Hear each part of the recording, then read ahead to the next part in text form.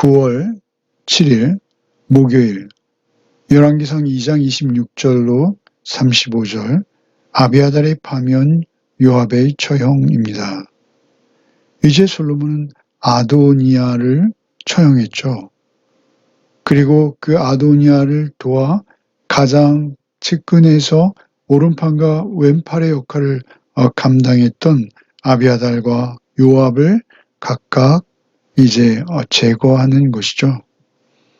먼저 아도니아의 가장 측근이었던 아비아달을 파면하고 숙청하는, 그래서 결국 제거하는 그러한 모습을 보겠습니다. 26절부터 읽겠습니다.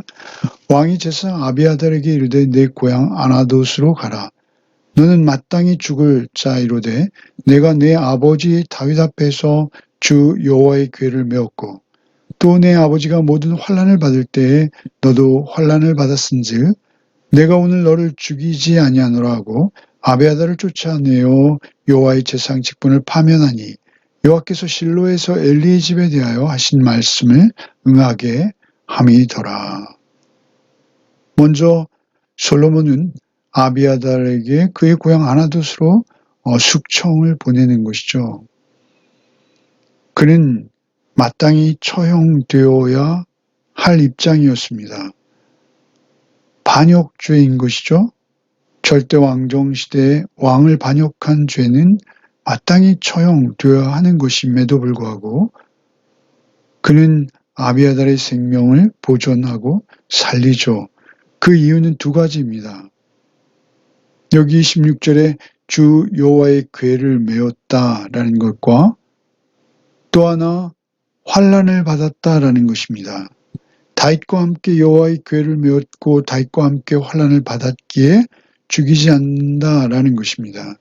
여호와의 궤를 메었다라는 것은 그가 두 번 여호와의 궤를 메었죠. 그것은 언제입니까? 오벳 에돔의 집에서부터 예루살렘으로 옮길 때 그가 언약궤를 메었고요. 다윗이 다시 압살롬의 난을 당해서 피난할 때 그는 법궤를 맡아 책임짐으로 다윗을 적극 도왔던 적이 있습니다. 이것이 그의 첫 번째 공로요. 두 번째 공로는 환난을 같이 받았다라는 것이죠. 다윗이 환난당할 때 사울로부터 박해를 받아서 도망다닐 때 함께 했다라는 것입니다. 역시 압살롬의 난을 당해서 예루살렘으로부터 도망할 때도 다윗의 입장에서 동고동락했다라는 것이죠. 그래서 이 두 가지 이유로 죽이지 아니하노라 라고 그를 판결합니다. 그리고 다만 직분을 파면한다 라고 말하고 그가 제사장의 직분에서 파멸되어진 것은 여호와께서 실로에서 엘리의 집에 대하여 하신 말씀을 응하게 하는 것이다 라고 부연 설명되죠. 엘리의 집에 대해서 하나님께서 제사장 직분을 이어갈 수 없다라고 하셨죠. 그 이유는 무엇입니까? 그것은 아론에게 아들이 넷이 있었습니다. 나답과 아비후, 엘르아살과 이다말이죠. 그런데 나답과 아비후는 다른 불을 들이다가 하나님께 벌을 받아 죽었습니다. 나답과 아비후가 죽자 이제 제사장, 특별히 아론의 집에서만 할 수 있는 제사장직을 엘르아살과 이다말이 받아야 했었죠.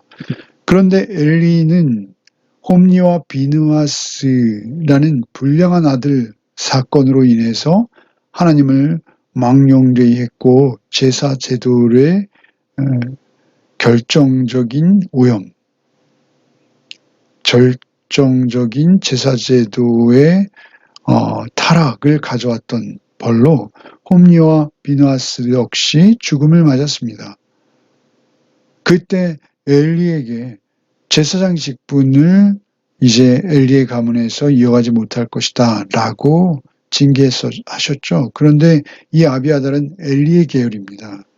그래서 이제 아비아달이 직분에서 쫓겨나고 사독 사독이 단독 제사장으로, 지금까지 공동 제사장이었습니다만 단독 제사장이 되어지는 것이죠. 그런데 우리가 여기서 한 가지 의문이 드는 것은 아비아달이 왜 그토록 하나님의 뜻을 모르고 알았는지 몰랐는지, 만약 알았다면 이렇게 하지 않았겠죠. 왜 아도니아의 편에 섰는가입니다. 솔로몬에게 그 왕위를 다윗이 이양할 것을 하나님의 뜻 안에서 알았어야죠. 아비아달은 그것을 몰랐다라는 것이고요. 그리고 파면당하는 거예요. 결국 제사장으로서 파면은 죽음보다도 사실은 더 극심한 고통일 것이죠. 왜 이렇게 됐냐는 것이죠. 그가 영적으로 눈멀고 귀멀었다라고 밖에 보여지지 않습니다. 지금까지 공동제사장으로 아비아달과 사독이 이름을 올릴 때 성경에는 몇 차례 아비아달이 아닌 사독의 이름이 먼저 등장하죠. 사독 아비아달, 사독 아비아달, 사독 아비아달. 그렇게 사독의 영향력이 커져 있는 상태에서 그가 경쟁적으로 사독을 질투하고 시기했을 것이라고도 보여집니다. 이렇게 되면 영적으로 눈머는 것이죠. 다윗에게 충성된 신하로 남아서 그 자리를 잘 지켜내고 하나님의 음성을 듣던 자가 이렇게 쉽게 무너지는 것을 보는 것이죠. 한순간에 무너지는 것이죠. 우리가 늘 깨어서 하나님의 음성을 기다려야 합니다. 그리고 하나님의 음성에 귀 기울여야 합니다. 우리가 날마다 하루도 거르지 아니하고 하나님의 말씀을 묵상하는 이유는 무엇입니까? 항상 그렇게 영적으로 깨어서 자기의 자리를 지켜내는 것, 그것이 얼마나 중요한지요. 지금 나에게 하나님의 음성이 들려오고 있는 것, 그때만 우리는 하나님의 편에서 하나님의 뜻을 쫓아 살아갈 수 있는 존재라는 것을 우리에게 교훈하는 것이죠.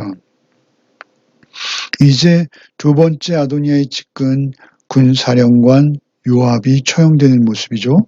28절부터 읽겠습니다. 그의 소문이 요압에게 들림에 그가 여호와의 장막으로 도망하여 제단 뿔을 잡으니 이는 그가 다윗을 떠나 압살롬을 따르지 아니하였으나 아도니아를 따랐음이더라. 어떤 사람이 솔로몬 왕에게 아뢰되 요압이 여호와의 장막으로 도망하여 제단 곁에 있나이다.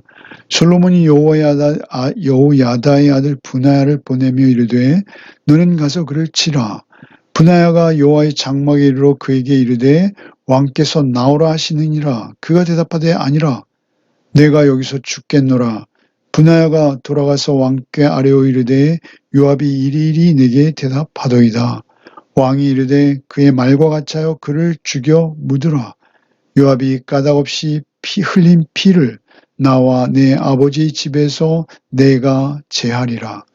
여호와께서 요압의 피를 그의 머리로 돌려 보내실 것은 그가 자기보다 의롭고 선한 두 사람을 쳤음이니 곧 이스라엘 군사령관 넬의 아들 아브넬과 유다 군사령관 여델의 아들 아마사를 칼로 죽였음이라. 이 일을 내 아버지 다윗은 알지 못하셨나니 그들의 피는 영영이 요압의 머리와 그의 자손의 머리로 돌아갈지라도 다윗과 그의 자손과 그의 집과 그의 왕위는 여호와께로 말미암아 평강이 영원히 있으리라. 여호야다의 아들 분하야가 곧 올라가서 그를 쳐 죽임에 그가 광야에 있는 자기의 집에 매장되니라. 이제 요압은 이 모든 이루어져가는 일들, 아도니아가 처형되어지고 제사장 아비아달이 파면되어 고향으로 쫓겨가는 이 모든 소식을 듣자마자 그에게 나타나는 반응은 무엇입니까? 도망하여 제단의 뿔을 잡았다라는 것이죠. 그가 다윗을 떠나 압살롬을 따르지 아니하였으나 아도니아를 따랐음이더라. 그 양심에 찔린 것이죠. 도둑이 제발 저린다 이런 표현이죠. 도망하여 제단 뿔을 잡는 모습도 아도니아를 닮아 있습니다. 어떻게든 자신의 생명을 좀 구원해보고자, 살아보고자 제단불을 잡는 것이죠. 그러나 제단불은 고의로 살인한 자를 보호하지 않는다는 것입니다. 고의 없는 과실로 인한, 우연으로 인한 살인자를 보호하는 것이 제단불인데요. 그래서 그는 제단불을 잡았습니다만 이제 그 소문이 솔로몬에게 들리자 솔로몬은 분하야를 통해서 그를 처형하라라고 하죠. 그러자 그가 제단불을 잡고 명령에 순종하지 않는 것이죠. 그래서 다시 돌아가서 상황을 말하자 솔로몬 왕이 제단불을 잡고 있음에도 그를 끌어내어 죽이라라고 명령하는 것이죠. 분하야는 결국 그 명령에 순종합니다. 그리고 그 요압이 처형되어지자 이제 솔로몬은 그것은 그 요압이 살인한 그 살인자로서의 그 피해의 대가가 자신의 가문에서는 이제 지워졌고 요압의 머리로 돌아갔다라고 선언하는 것이죠. 여기 32절은 솔로몬이 요압에게 판결하는 판결문과 같습니다. 32절을 보면 여호와께서 요압의 피를 그의 머리로 돌려보내실 것은 그가 자기보다 의롭고 선한 두 사람을 쳤음이니 곧 이스라엘 군사령관 넬의 아들 아브넬과 유다의 군사령관 여델의 아들 아마사를 칼로 죽였습니다. 아브넬, 아마사, 그는 요압의 군대 장관 경쟁자였습니다. 요압이 요즘 말로 말하면 국방부 장관인데 그 장관의 자리, 그 수장의 자리를 아브넬이 위협했고 아마사가 위협했다는 것이죠. 사실은 그들이 의도적으로 그렇게 된 것이 아니라 사실은 다윗의 의견이 반영되어진 것이죠. 어쨌든 자기 자리를 보존하기 위해서 아브넬과 아마사를 죽이는 것입니다. 무고한 자들의 피를 흘리는 것이죠. 다윗의 군대 장관 자리, 그것을 지키고자 했던 것입니다. 그러나 또 한편으로 보면 다윗의 군대 장관이기에 다윗의 집이죠. 그래서 백성들은 아브넬과 아마사를 다윗의 지시로 요압이 죽인 것이 아니다라는 것을 알죠. 그럼에도 불구하고 그가 평상시에, 전시도 아닌 평상시에 그 평화로운 시기에 자신의 질투로 아브넬과 아마사를 칼로 죽였던 죗값을 그에게 치르게 하는 것이죠. 이것은 다윗의 유언이기도 했습니다. 요압은 평생 자신의 힘만을 자랑하고 교만히 행했죠. 아브넬을 죽일 때는 아주 비겁하고 야비했습니다. 결국 칼로 흥한 자, 칼로 망하는 것이죠. 그 살인의 대가로 그는 이제 자신이 죽임을 당하게 된 것입니다. 살인을 정죄하고 집행하는 것은 당연한 것이죠. 예수께서는 미워하지도 말라 하십니다. 미워하는 것도 살인이라고 말씀하십니다. 미워함으로 이미 살인했다라는 이 말씀을 우리는 신약의 살인으로 보아야 하는 것입니다. 그래서 우리는 인격적으로 또 사회적으로 그렇게 사람을 매장시킬 수 있다라는 것이죠. 자신의 이익을 위해서, 자신의 명예와 자존심을 위해서, 또는 구체적으로 자신의 자리 보존을 위해서 아무 무죄한 자들을 미워할 수 있는 것이 우리라는 것입니다. 그래서 늘 우리는 삼가하고 조심해야 하는 것이죠.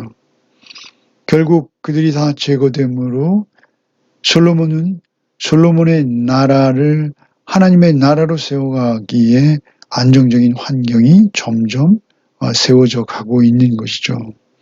35절을 읽겠습니다. 왕이 이에 요야다의 아들 분하야를 요압을 대신하여 군사령관으로 삼고 또 제사장 사독으로 아비아다를 대신하게 하니라. 이제 가장 중요한 나라의 자리가 두 개죠. 전체 군을 통수하는 군 통수권자, 그리고 전체적인 여호와의 제사와 종교적인 신정국가 이스라엘로서 제사장은 왕과 같은 자리입니다. 사독으로 아비아다를 대신하게 해서 제사장을 세우는 것을 우리가 볼 수 있습니다. 우리가 이 말씀들을 통해서 우리가 더욱 경계해야 될 것은 무엇입니까? 그것은 우리가 더욱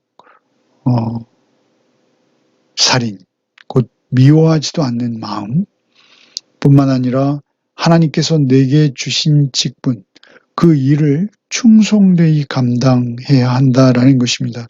충성되이 감당할 때 인내함을 가지고 성실히 하나님의 음성을 듣고 하나님의 가장 기쁘신 뜻을 쫓아 나의 모든 거치와 행위와 말과 행동을 다 그렇게 하나님 앞에서 삼가하고 조심하며 우리의 일들을 감당해야겠다라는 점입니다.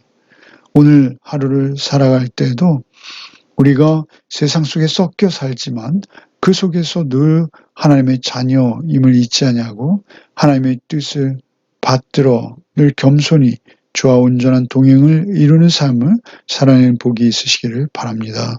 기도하시겠습니다. 주님, 감사합니다. 참으로 오늘도 말씀을 따라 하루를 시작하게 하시니 감사합니다. 칼을 좋아하고 폭력을 쫓던 요압의 마지막을 봅니다. 아비아달 영적으로 눈멀고 귀멀어 결국 자신의 자리를 지켜내지 못하는 그러한 모습을 봅니다.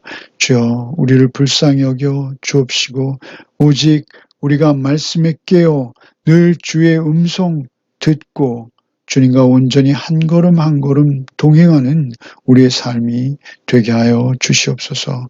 오직 주께서 오늘 하루도 우리를 다스리시고 우리를 통치하시고 우리와 온전한 동행을 이루어 주시기를 바라올 때 우리 구주 예수 그리스도의 이름 받들어 기도하옵나이다. 아멘.